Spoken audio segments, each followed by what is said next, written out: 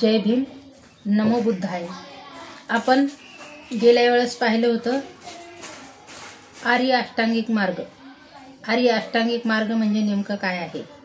आर्य अष्टांगिक मार्गामध्ये भगवंतांनी असं सांगितलेलं आहे की जे जसं आहे जशास तसेच पाहणे आणि जसं सांगितलेलं आहे तशास तसेच करणे, त्यालाच आर्य अष्टांगिक मार्ग असं सांगितलेलं आहे भगवंतांनी। जी गोष्ट उत्पन्न होती ती नष्टही होती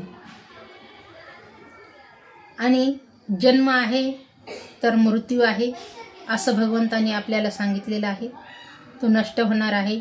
जन्म झालेला त्याचंही दुःख आहे आणि निर्वाण झालं त्याचंही दुःख आहे। माणसाचे जीवन थोडे दिवस असते, त्याच्यासाठी केवढा काही खटाटोप चाललेला असतो।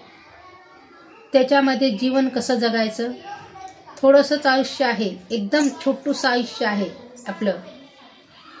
ते आयुष्य आपण कसं जगायचं, सुंदर जगायचं, कुणालाही आपण त्रास देऊ नये। भगवान बुद्धांनी त्याच्यासाठी आपल्याला आर्य अष्टांगिक मार्ग सांगितलेला आहे।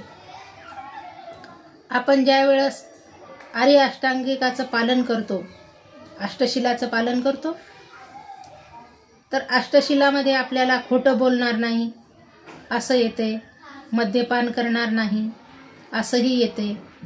अष्टशिलामध्ये बरंच काही येते त्याच्यामध्ये।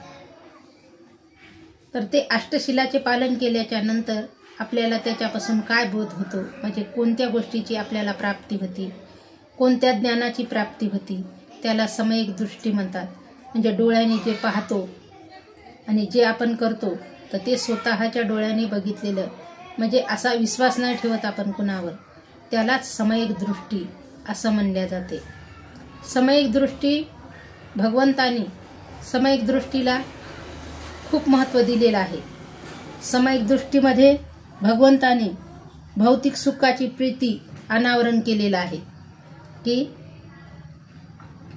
ज्या वेळेस आपण भोजन करतो तर भोजन आपल्या अन्न जेवढं लागतंय तेवढंच भोजन घ्या, त्याच्या व्यतिरिक्त आपण जास्त घेतलं तर आपल्याला त्रास होतो, अनित्य होतं।